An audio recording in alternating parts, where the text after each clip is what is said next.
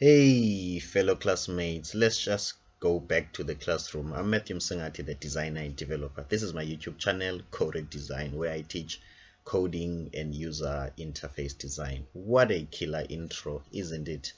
I just decided to come up with something that will give you an idea of who I am and where I come from. Obviously, this might be a different school in a different place, like in Kenya and I'm in South Africa, but I relate to this environment. This is who I am, and this is where I come from. Okay, now let's jump to software development, coding, and programming. In this series of videos, I'm hoping to give you confidence, and I'm hoping to give you some sort of the courage to continue and learn from YouTube and Google things and Stack Overflow, because I'm going to show you a system that I'm busy with. This one, I'm going to show you also the behind the scenes, like in a server, live, the back end of the server. I'm going to show you everything here, including the database, so that you can have a 360 degrees of how do you take a code from your own local machine. As you can see, this is Visual Studio Code, and this code is running locally. My apologies for my slow computer. As you can see, this is a code that is locally. Now I want you to take you to that journey. How do you start from like locally coding, and then from then you take your code to the server, and also in the server, how do you set up the database and the connection, and all those things, all the things that many coding channels obviously don't show. Because when I got into coding, I always wanted to see a video that will give me like everything. How does this get into the internet? How are the password verify? In this video, I'm going to show that. So without further ado, let's just demonstrate what this thing does, and then we'll talk about the video series later. So this is Secular. Secular is just a file sharing app, but obviously it changes as time goes by. Today I wake up feeling like let me make it Instagram. Tomorrow I will think like let me make it Dropbox. So whatever it might be, I don't have a clear definition for it at the moment, but it has got this login session. The username is SMS, and the password it's 1234, and then let's log in and see what will happen. So this is running live at my domain, Coded Design.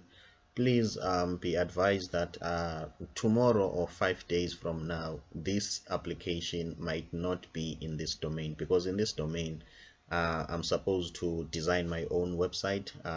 It's going to have free HTML template, free source code, free PDF about certain chapters. I'm going to write some notes on what I've learned and whatever, and then maybe I will publish that as a PDF. So please be advised that you might not see this URL when you visit it again later. Okay, so this is the welcoming screen. As you can see, this is a picture of my friend K Godi. He's a hip-hop artist in South Africa, and this is me working at a printing company. As you know, that I've got a lot of experience in creative side of things, graphic design, brand strategist, anything web development and front end. So I've been doing those things, not necessarily back end. Okay, so this is me. And then this website, what I'm going to do, I'm just gonna give it some time to load here, to fully or finish loading here.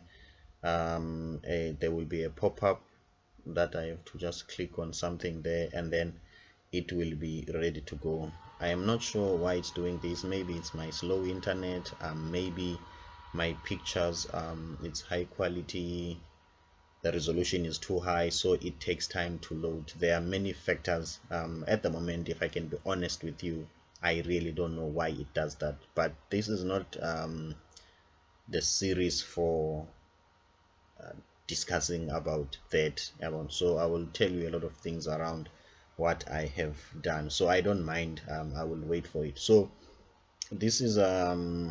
This is secular. So basically what can happen here, this can be an app where people can come. Obviously I've deactivated this function at the moment. This is where people can log in and register and then upload their images just for keeping them. I just realized that to some other people, images means a lot. It means something. For instance, every time when I hear someone talking about being locked out maybe of a Facebook account or Instagram account, they always like cry for those pictures, more especially ladies, like, where am I going to get all those pictures? So this app can be that app where you just log in and then you upload your pictures, you save them, and then maybe when you need them you can download them. It's more like a picture backup app. So this is the logo for it, and this is where you will click to upload, and this is where you will log out. So in this series of videos, I'm going to show you the design, how I started the design on Figma. As you can see, this is the design. Obviously in the design, the concept was different from this one. In the design, I had an idea of some sort of a watered down version of Dropbox, where these will be files, and then obviously this will mean this file is an image, and this will mean this file is an mp3. Yeah, but as I was continuing with the coding, I was like, let me just put some images there and start with images for now, and then I will see where it goes. Okay, this is this thing. I don't know what this means. Let's just close. So that means this website is ready. Okay, what you can do here, you can some sort of sort your images. As you can see, I like to feel important. I like to feel important, so I'm going to put all my pictures there on top, and then my friends pictures will come at the bottom. Okay, so meaning that you can sort your pictures. I'm going to show you the code behind sorting these pictures, how I did it, and what I've used, JavaScript and jQuery. Okay, and then the other thing you can do here, you can download the pictures. For instance, I can download this picture. Okay, let me just wait for it. As you can see, I'm downloading that picture, and I can also download this one. Okay, so ideally what you can also do, but at the moment that's not functional, you can also get a link, just like in YouTube, where on your video you can just click there to share and then get that link. So you can also get that link, and then from then you can share it with friends or something. But basically that's the app. I really don't know what is it going to be. I'm just doing it to test my framework that I'm doing behind the scene. I will show you. I'm busy with a framework that I call Philantro, so I'm testing it. So it's my first time to have Philantro running live on a server to look like this. I've been testing it, but now this is some sort of at least a stable version of it. As you can see, these pictures are responsive, but not this part. The pictures are responsive. Let me just, as you can see now, it's a row. Okay, the pictures are responsive, as you can see. Okay, remove this. Okay, so that's it for this app. Nothing fancy.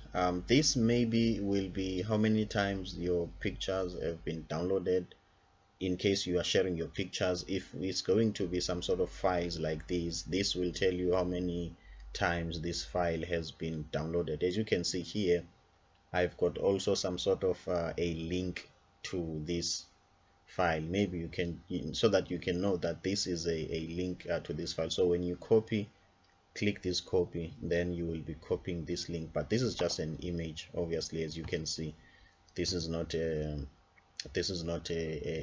fully functional HTML, and that's it. And then here you can log out. As you can see, it will log you out. What else? There's nothing much going on here, but what is interesting here, I want us to talk more about the behind the scene. I'm going to show you my framework, how I started it, how it works, PHP security, and why I have made some certain changes, and also things like, let me show you here.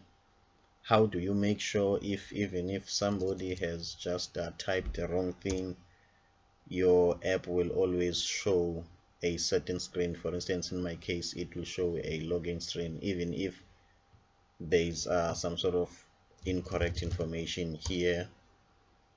Okay. And also I will show you Philantro UI, which is part of Philantro. For instance, Philantro UI helps me with validating these inputs. You see what's going to happen now. It's being managed by Philantro UI. Let me see. Suppose, oh, okay, let me just test it here. Let's ignore that one. Let me test it here. Look at what will happen.